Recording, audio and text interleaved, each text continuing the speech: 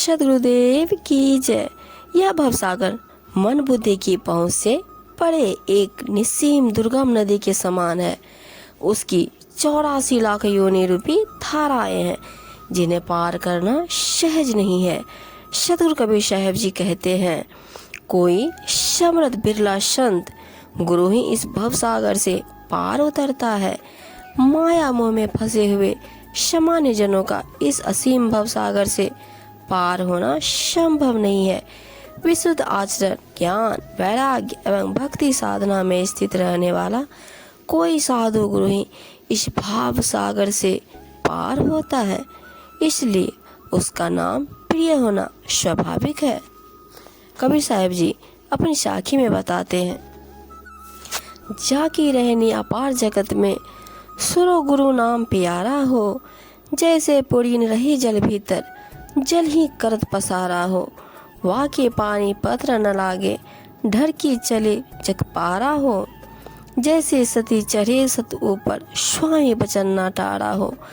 आप तरे औरन को तारे तोरे कुल परिवारा हो। जैसे सूर चढ़े रन ऊपर पाछे पग नहीं डाड़ा हो। वाकी सूरत रहे लड़ने में प्रेम मगन ललकारा हो। भवसागर एक नदी अगम है, लख 84 धारा हो। कहत कबीर सुनो भाई साधु बिरले उतरे पारा हो।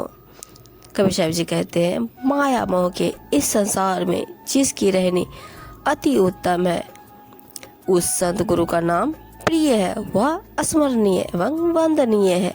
जैसे कमल जल के भीतर रहता है तथा जल में ही उसका विकास होता है, परंतु उसके पत्र पर पानी नहीं लगता, अर्थात कमल पत्र पानी में निर्लिप्त रहता है। यदि किसी प्रकार उस पर पानी भी पड़ जाए तो वह पारे की तरह ढलक जाता है, उसे बिना लगे झड़ जाता है। वैसे ही उत्तम स्थिति के संत गुरु संसार में निर्लिप्त एवं अनासक्त भाव में रहते हैं।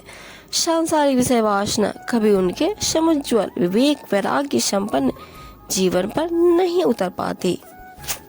जैसे सूरवीर सिपाही युद्ध करने के लिए रण क्षेत्र में शत्रु पर चढ़ता है और उसके प्राण भले ही चले जाए परंतु वह पांव पीछे नहीं करता। उसका चित्त शत्रु से लड़ने में लगा रहता है। वह अपने कर्तव्य प्रेम में भाव होकर शत्रु को ललकारता हुआ आगे बढ़ता चला जाता है। वैसे ही सच्चा संत गुरु साधु न सारणवश में तो साधुता का क्षेत्र में पीछे हटता है और न ही मुँह छिपाकर भागता है। वह जीवन भर नियम संयम में रहता है और परमात्मा साधना करता है और अपने परमार्थी स्वभाव से सबको सम्मान सुख लाभ देता है। सद्गुरु कबीर साहब से विशुद्ध ज्ञान भक्ति एवं कर्तव्य परायणता की सद प्रेरणा मिलती है और अपने कल्याण के लिए परम इष्ट सद्गुरु परमात्मा से सुदृढ़ लगन लगाती है।